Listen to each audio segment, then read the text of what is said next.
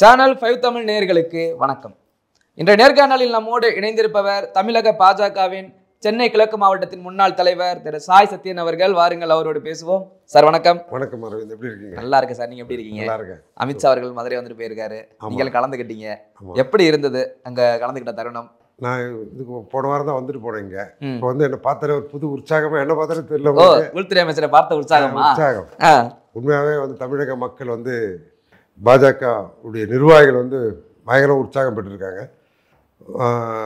நம்மளுடைய மதிப்பிற்குரிய உள்துறை அமைச்சருடைய வருகை வந்து எல்லாரையும் வந்து கட்சி நிர்வாகிகளுக்கு வந்து 2020க்கான களத்துக்கு தயார் பண்ணுறதுக்கு ஒரு நல்ல ஒரு உற்சாகமான ஒரு கூட்டமாக இருந்தது, எழுச்சியாக இருந்தது.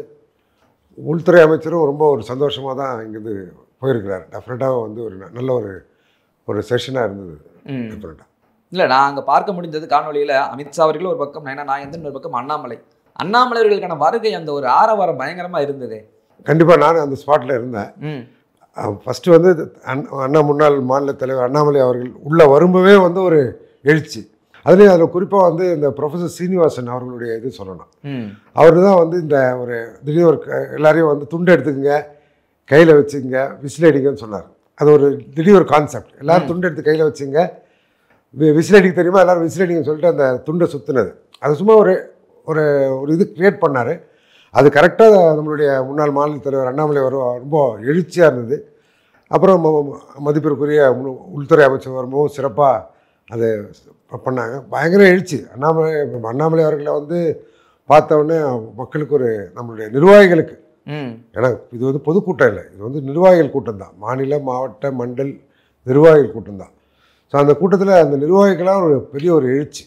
அது வந்து அவர் நான் என்ன நினைக்கிறேன்னா, அது அவர் கிரியேட் பண்ணது அந்த 4 வருஷம் அவருடைய செயல்பாடுகள், அவருடைய எதிர்கட்சியை வந்து அவர் ஹேண்டில் பண்ண விதங்கள், அது மக்களுக்கு பிடிச்சிருக்கு. இப்போ சினிமா ஒரு டைரக்டரை, சினிமா ஒரு ஹீரோ எப்படி ஒர்ஷிப் பண்ணுறேன்னா, நம்மளுக்கு தெரியும் இந்த தப்புன்னு நடக்குதுன்னு தெரியும், இந்த தப்பை தடுக்கணும்னு நம்மளுக்கு தெரியும். ஆனால் நம்மளால் முடியாது. நம்ம என்ன பண்ணுவோம், நடுமை. ஆனால் சினிமாவில் என்ன பண்ணுவான், அவன் வந்து ஹீரோ வந்து அதை பெருசாக அந்த மாதிரி தான் இவர் 3-4 வருஷத்துடைய அவருடைய அந்த செயல்பாடுகள் வந்து நிர்வாகிகள் வந்து உற்சாகமாக வெளிப்பாடாக தான், வெளிப்பாடு கண்டிப்பான வெளிப்பாடு தான். அதில் நீங்களும் அவ்வளோ உற்சாகமாக இருக்கீங்க, கட்சி நிர்வாகிகள் வரைக்கும் அமித்ஷா வரைக்கும் எல்லாமே ஒரு சந்தோஷமா. ஆனால் இங்கே தமிழ்நாட்டில் நிறைய பேர் இந்த பாஜக எங்கே வளர்ந்துடுமோ, அது வந்து தமிழகத்துக்கு தேவையில்லாத ஒரு கட்சி அப்படின்னு கூட சொல்கிறாங்களே. தேவையில்லாத கட்சியே என்ன பாஜக? அதை சொல்லினே இருப்பாங்க. அது வந்து அவங்களுடைய நெரேட்டிவ் அவங்க செட் பண்ணி ஆகணும் இல்லை, அதனால சொல்லுவாங்க. பட் பாஜகவில் இன்னைக்கு நல்லா வேறு ஊன்றி இன்னைக்கு வந்து அடுத்தது கனி பழம் வரத்துக்கு தயாராக இருக்கணும். அதுக்கு பாஜக இனிமேல் வேறு ஒன்றுமான்ற கேள்விக்கெல்லாம் இடமே இல்லை. அதனால தான் அமித்ஷா சென்னைக்கு வரேன்னு சொன்ன, தமிழ்நாட்டுக்கு வரேன்னு சொன்னோடனே எல்லாருக்கும் ஒரு பீதி கிளம்புது. எப்போ வந்து கூட்டணி கட்சி அனௌன்ஸ் பண்ணிட்டு போனாரோ அதுக்கப்புறமா டெய்லி வந்து கருத்துக்கள் வந்து பாஜக, அதிமுகவும் பாஜக பற்றி தான் இருக்குது. நம்ம 2 பேருக்குள்ளே எப்படி சண்டை போட்டு விடலான்ற எண்ணத்தில் தான் இங்கே எதிர்கட்சிகள் வேலை செய்யுது. முதலமைச்சரும் ஆரம்பித்து மற்ற எல்லாருமே அந்த வேலை தான் பார்க்குறாங்க. அதெல்லாம் வந்து கண்டிப்பாக கிடையாது. பாஜக இங்கே ஒரு தீர்க்கமான சக்தியாக தமிழ்நாட்டில் ஆயிடுச்சு. கடந்த பாராளுமன்ற தேர்தல் அதுக்கு ஒரு நல்ல ஒரு உதாரணம். நம்ம வந்து ஒரு 18% கூட்டணி கட்சியோட ஓட்டு வாங்கியிருக்கோம். அதில் இனிமேல் வந்து சும்மா அந்த பாஜக ஊன்றுமா, இல்லை வந்து மதசார்பு உள்ள கட்சி, மதசார்பு உள்ள கட்சி அப்படின்னு சொல்கிறதெல்லாம் மதசார்பு உள்ளன்னா, இப்போ இன்றைக்கி வந்து கோவாவில் ஆட்சி பண்ணுறோம், இல்லைன்னா உத்தரப்பிரதேசில் ஆட்சி பண்ணுறோம், இதெல்லாம் வந்து மதசார்புலாம் ஒட்டி இல்லாமல் தான் பண்ணுறோம். அதனால் கண்டிப்பாக பாரதிய ஜனதா கட்சிக்கு மக்கள் ஆதரவு தயாராக இருக்குது. அது எங்கே கன்வெர்ட் ஆகி ஃபுல்லாக போயிடுமோன்ற பயத்தில் அவங்க ஒரு நெரேட்டிவ் செட் பண்ணிடுறாங்க. எதிர்க்க பயத்தில் தான் அப்போ திராவிட மண்ணுன்னு சொல்கிறாங்களா? உங்களை என்ன தான் நீங்கள் கணக்கெல்லாம் சொன்னாலும் உங்களை இங்கே கால் ஊன்ற விடமாட்டோம், திராவிட மண் பெரியார் மண்ணுன்னு தானே சொல்கிறாங்க பிஜேபிக்கு எதிராக. பெரியார் மண் திராவிட மண் எது சொன்னாலும் சரி, இது ஒரு ஆன்மீக மண் தமிழகம். அது உங்களுக்கே தெரியும், நம்ம திருப்பி பல பேட்டிகளை சொல்லியிருப்பாங்க. நீங்கள் ஆன்மீக மண்ணுன்னு சொன்னாலும் திராவிட மண்ணு தானே இவங்க பெருசாக தூக்கிட்டு நிற்கிறாங்க. அதெல்லாம் திராவிட மண்ணா இன்னும் ஆன்மீக மண்ணா வருங்காலத்தில் இன்னும் கிளியராக தெரிஞ்சிடும். தமிழகத்தை வந்து இப்போ வந்து நம்முடைய உள்துறை அமைச்சர் சொல்லிட்டார், நம்ம வந்து 24ல் நம்ம வந்து டார்கெட் பண்ண ஒரிசா பண்ணி ஃபைனலைஸ் பண்ணிட்டோம், மகாராஷ்டிரா வந்து ரெடி பண்ணிட்டோம், மற்ற ஸ்டேட்டில் வந்துச்சு. 26ல் தமிழகம் அண்ட் வெஸ்ட் பெங்கால் டார்கெட்டட். ஒன்றுன்னா வர முடியும். இப்போ எல்லா ஏரியாவும் ஒரே நாளில் பண்ண முடியல. அதனால் வந்து மத்திய தலைமையுடைய பார்வைப்பட்டுடுச்சு, உள்துறை அமைச்சர் பார்வைப்பட்டுடுச்சு. அதில் 26ல் கண்டிப்பாக இந்த கூட்டணி அபாரமான வெற்றி பெற்று இங்கே திராவிட இந்த மாடல் ஆட்சியை கண்டிப்பாக மக்கள் விரோத ஆட்சியை வெளியேற்றம் என்றது கண்டிப்பாக நம்புகிறேன். ஓகே சார், இந்த கூட்டணி அதிமுக பாஜக கூட்டணி அமைஞ்சதுலேருந்து எல்லாருமே ஒரு கருத்து தெரிவிச்சுக்கிட்டு இருக்காங்க எதிர்த்தரப்புல இருந்து. குறிப்பாக திருமாவளவர்கள் சொல்றாரு அதிமுகவுக்கு தான் அவர் அட்வைஸ் பண்றாரு, பார்த்து உஷாராயிருங்க, பாஜக உங்களை விழுங்கி விடும் அப்படின்றாரு. அதிமுக அட்வைஸ் பண்றாரு, பாஜகவை பார்த்தா அப்படித்தான் எதுவும் மலைப்பாம்பு மாதிரி எதுவும் தெரியுதா அவருக்கு? அவர் பேசுகிறாரா இல்லை அவருடைய பாஸ் இதை சொல்லி கொடுத்து பேசுகிறாரான்னு நமக்கு தெரியாது. பாஸ்ன்னு யாரை சொல்றீங்க? முதலமைச்சர் அவர்கள் தான். ஏன்னா அவங்க அவங்களுடைய வாய்ஸ் தான் இவங்கெல்லாம். இந்த மார்க்சிஸ்ட் பார்ட்டி, திருமாவளவன், இவங்கெல்லாம் முதலமைச்சர் அந்த கூட்டணியுடைய வாய்ஸ். இவங்கெல்லாம் ஒரு சில கருத்துக்களை அவங்க அமைச்சர் மூலமாக சொல்லுவாங்க, ஒரு சில கருத்துக்களை கூட்டணி கட்சி மூலமாக சொல்லுவாங்க. அதில் திருமாவளவனுக்கு நல்லா தெரியும். அவரே ஏற்கனவே நம்ம பிஜேபி சப்போர்ட்டில் எலெக்ஷன் நின்றுருக்கிறாரு. அது நின்று அவர் வாக்குகள் பெற்றிருக்கிறாரு. அப்போவே அவருக்கு தெரியாதா அப்போ முழுகிடும், நம்மளாம் கண்டிப்பாக முழுக மாட்டோம். பாஜக தயவோடு ஒருபடி வெற்றி பெற்றாரு. அதனால அவருக்கு தெரியும். பட் இருந்தாலும் கூட்டணி முதலாளி சொல்லும்போது முதலாளி இப்போ எலெக்ஷனுக்கு பெட்டியெல்லாம் கொடுக்கணும் இல்லையா, அப்போ அவருக்கு ஏற்ற மாதிரி பேசி தானே ஆகணும். ஸோ அதுதான் அவருடைய வெளிப்பாடு. இதெல்லாம் பாஜக பார்த்தீங்கன்னு வச்சுங்களேன், கூட்டணியை ஒருங்கிணைச்சு எடுத்தும் போகிறது பாரதிய ஜனதா கட்சி மத்திய தேசிய தலைமை உண்மையாகவே ஒரு எக்ஸாம்பிள்.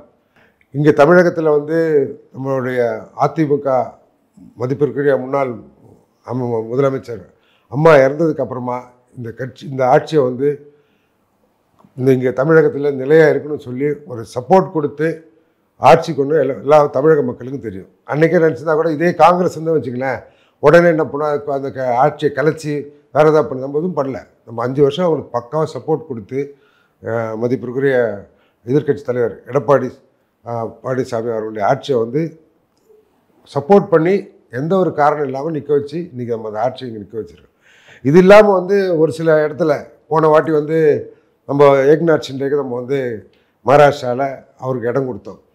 அதே மாதிரி நிதிஷ்குமார் இந்த மெஜாரிட்டி இருந்தாலும் நிதிஷ்குமாருக்கு நம்ம கூட்டணி கட்சியை உண்மையாகவே ஆதரித்து கூட்டணி கட்சியை மலைப்பாம்பு முழுங்காமல் கூட்டணி கட்சிகளுக்கு ஆட்சியில் அவங்க மூலம் ஓட்டெல்லாம் வாங்கிட்டு அவங்களுக்கு ஆட்சிக்கு பங்கே கொடுக்க கூடாத ஒரே ஒரு அரசுனா அது இங்கே இருக்கிற திராவிட அரசு தான். பாஜக அது மாதிரிலாம் கிடையாது. கூட்டணிக்கு சரியான மரியாதை கொடுத்து அவங்கள தக்க வச்சு அது இன்னைக்கு ஒரே நாள் ரிசல்ட் பார்க்காம காலம் கடந்து போய் அந்த உறவு உருவாக்குறதுல பாரதிய தேசிய தலைமை சிறப்பாக செயல்படும். திருமாவளவன் சொல்கிறதெல்லாம் ஒரு இந்த தேர்தலுக்காக வேண்டிய உள்ள விஷயந்தான். அவங்க பாஸ்கெட் ஏதாவது பெறணும் இல்லையா, பரிசுகள் பெறணும், அதுக்காக உள்ள விஷயந்தான். அதாவது இதெல்லாம் எல்லாமே அவரே ஒன்று ரியலைஸ் பண்ணணும். அவருடைய கட்சியை இப்போ திமுக விழுங்கிச்சாப்போ அப்படின்னு எடுத்துக்கலாம். அப்போ அதிமுக பாஜக கூட்டணி மாதிரி இங்கே திமுக விசிகா அவங்க கட்சியை விழுங்கிடுச்சு, எல்லா கட்சியும் அவங்க விழுங்கிடுச்சான்னு எனக்கு ஒரு சந்தேகம். அவர் தான் சொல்லணும். ஏன்னா அவரால் செயல்பட முடியல. அவர் ஒரு சமூக நீதி காவலர்னு சொல்லி வெளியே வராரு. வேங்க வயலில் நடந்த விஷயத்துக்கு இன்னும் கூட அவரால் தீர்ப்பு கண்டுபிடிக்கல. அப்போது திமுக விசிகாவை விழுங்கியதா அப்படின்னு நான் ஒரு கேள்வி வைக்கிறேன். அதை அவர்கிட்ட கேட்டுட்டு சொல்லுங்க. நீங்கள் அது சீட்டு பேரத்தில் தானே முடிவில் தெரியும். ஓகே, இல்லை இன்னொரு கேள்வி முக்கியமானது திருமாவளவர்கள் பற்றி. அவர்கள் இந்த பட்டியலின மக்களின் ஒரு அங்கமாக தான் பார்க்கப்படுறாரு. அவர் அதிகமாக இந்த பிஜேபி ஒருபோதும் பட்டியலின மக்கள் நம்பிடக்கூடாது அப்படின்ற ஒரு தோட்டத்தில் தான் பேசுகிறாரு. ஏன் பட்டியலின மக்களை பிஜேபி நம்பாதீங்கன்ற ஒரு கோணத்தில் பேச காரணம் என்ன? என்ன பண்ணிருச்சு பிஜேபி பட்டியலின மக்களுக்கு எதிராக? அவருக்கு பயம் வந்துடுச்சு. இவங்கெல்லாம் சமூக நீதி காவலர்னு சொல்லி பட்டியலின மக்களை அவங்கள ஒரு வாக்கு வங்கி அரசியலாகவும் இவங்களுடைய அரசியல் லாபத்துக்காக யூஸ் பண்ணாங்க. ஆனால் பாரதிய ஜனதா கட்சி அப்படி யூஸ் பண்ணல. இன்றைக்கி நம்மளுடைய மதிப்பிற்குரிய ஜனாதிபதி அவர்கள் ஒரு பழங்குடியின சமூகத்தினர், முன்னாள் ஜனாதிபதி அவர் ஒரு பட்டியலின சமூகத்தினர். இதை மாதிரி பட்டியலின மக்களுக்கு அங்கீகாரம் கொடுத்து அவங்கள மேலே எடுத்துகிட்டு வர்றதுக்கு நம்மளுடைய இங்கே மத்திய இணை அமைச்சர் மதிப்பிற்குரிய முருகன், டாக்டர் எல் முருகன் அவர்கள், அவரும் ஒரு பட்டியலின சமூகத்தினர் தான். ஸோ இதை மாதிரி பட்டியலின சமூகத்திற்கு நம்ம வாய்ப்பு கொடுத்து அவங்க பிஜேபிக்கு வர்றது பிஜேபிக்கு ஆதரவு அளிக்க தயாராக இருக்கிறாங்க. பாரத பிரதமருடைய செயல் திட்டங்கள் அதன் மூலம் பயனடைஞ்சு எல்லாரும் இங்கே வர்றது தயாராக இருக்கும்போது அவங்களே இந்த பக்கம் வந்துட்டுனா இவருடைய இந்த அரசியல் லாபம் இல்லாமல் போயிடுமோன்ற பயத்தில் எப்போ பார்த்தாலும் அவருடைய அந்த ஒரு செயல்பாடுகள் அவருடைய பேச்சு அதை தாண்டி தான் இருக்குது. நம்மக்கிட்ட யாரும் வரக்கூடாது, இங்கே வந்துடக்கூடாது. அதுதான். இல்லைன்னா பாரத பிரதமர் நரேந்திர மோடிய ஒவ்வொரு திட்டங்களும் சாதாரண மக்களுக்கு பட்டியலின மக்களுக்கும் பழங்குடி மக்களுக்கும் போய் சேர்ந்துருக்கு. ஸோ அந்த திட்டங்கள்லாம் பெனிஃபிட் அடைஞ்சு நாளைக்கு நம்மக்கிட்ட வந்துடக்கூடாதுன்னு பயத்திலே இவங்க இருக்கிறாங்க. வேற ஒன்றும் இல்லை. Okay sir. இப்போது இந்த அமித்ஷா வந்துட்டு போனதுக்கு அப்புறம் இப்போ முருகர் மாநாடு அதற்கு வந்து அறநிலையத்துறை அமைச்சர் சேகர்பாபு சொல்கிறார், ஒரு அறநிலையத்துறை அமைச்சரே சொல்கிறார், அதாவது உண்மையான முருக பக்தர்கள் யாரும் இந்த மாநாட்டுக்கு போக மாட்டாங்க அப்படின்றாரு. என்ன காரணம்?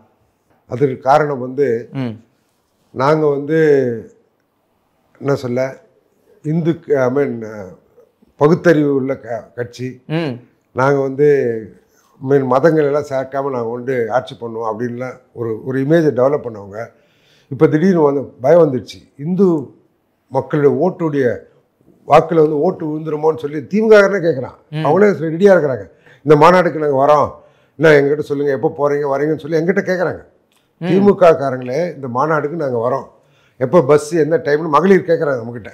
ஸோ அது ஒரு வாக்கு வங்கியில் ஓட்டம் வந்துருமோன்னு ஒரு பயம் வந்துடுச்சு.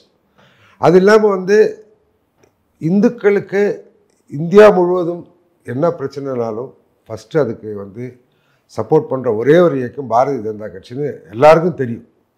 அதில் யாருமே சந்தேகம், அதனால் மாற்றுக் கட்சி வந்து நம்ம எதிர்க்கலை. பட் இந்துக்களுக்கு எந்த பிரச்சனையாலும் முதல்ல நிற்கிற கட்சி. அப்போ அந்த கட்சி வந்து அதுவும் பாரதிய ஜனதா கட்சி பண்ணல, இது வந்து இந்து முன்னணி பண்ணுது. இந்து முன்னணி இந்து மக்களை வந்து ஒருங்கிணைக்கிறதுக்கான பண்ணுற ஒரு விஷயம். காரணம் என்னென்னா வந்து திருப்பரங்குன்றம் மலை வந்து அந்த காலத்துலேருந்து பல 100 வருஷங்களில் பிரிட்டிஷ்காரங்களே அது வந்து திருப்பரங்குன்றம் மலைன்னு பண்ணதை இன்றைக்கி சிக்கந்தர் மலையாக மாற்றுறதுக்கு அதுக்கு இந்த திராவிட முன்னேற்ற கழகம், இந்த திராவிட முன்னேற்ற கூடிய கட்சிகள்லாம் சேர்ந்து அதுக்கு மாற்றுற முன்னேற்றம் எடுக்கும்போது மக்களுடைய கொந்தளிப்பு, அதன் சம்பந்தமாக வந்து இந்துக்கள் கூடிய முருகர் மாநாடு நடத்துறது, இதெல்லாம் பார்க்கும்போது இவங்களுக்கு பயம். இவங்க பண்ணுறது ஒரு ட்ராமா, பட் பிஜேபி பண்ணுறது ட்ராமா கிடையாது. உண்மையாகவே வந்து இந்துக்களுடைய உணர்வையும் புரிந்து செயல்படுத்துகிறோம்.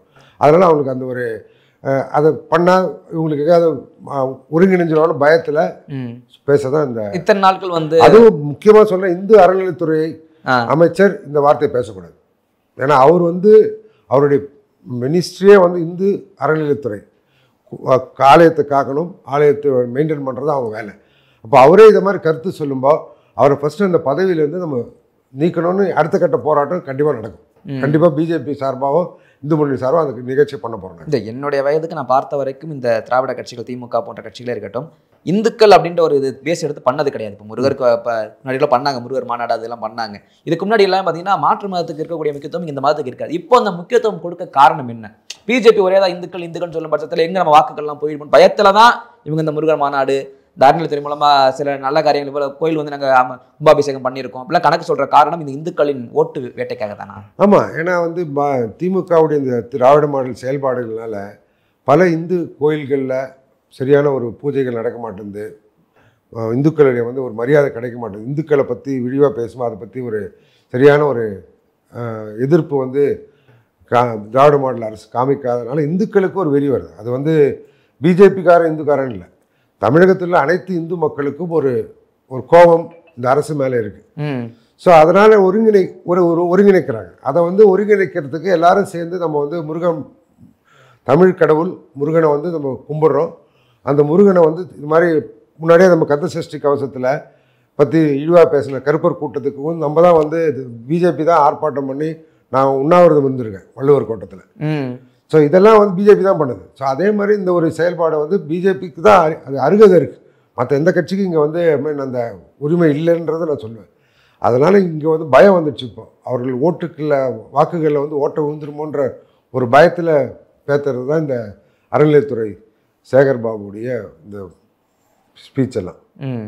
Okay sir. இப்போ இந்த அமைச்சர் ஒரு பக்கம் இப்படி பேசுகிறார், இன்னொரு பக்கம் மனோ தங்கராஜ் அவர்கள் அவர் என்ன சொல்கிறாருன்னா, ஏதோ சம்பந்தமாக பேசிகிட்டு இருக்கும்போது சொல்கிறார், அதாவது இந்த கோயில் திருவிழாக்கள் போன்ற கூட்டங்களில் அதிகமான கூட்டங்கள் சேருவது வந்து நாகரிகமான சமுதாயத்திற்கு அழகல்ல அப்படின்னு கோவில் கூட்டத்தை அவர் மென்ஷன் பண்ண காரணம் என்ன சார்? இந்த கூட்டத்தை அவர் பேசுனது வந்து அந்த ஆர்சிபி மேட்ச் நடந்தது, அந்த கூட்டத்தை கண்ட்ரோல் பண்ண முடியல, அங்கே இருக்கிற காங்கிரஸ் அரசால் அது முடியல. ஒரு உண்மையான ஒரு அமைச்சர்னா அவர் என்ன பண்ணியிருக்குன்னா அதை தான் கண்டிச்சிருக்கணும். ஏன்னா வந்து மகா கும்பமேளா 45,000 கோடி மக்கள் வந்தாங்க.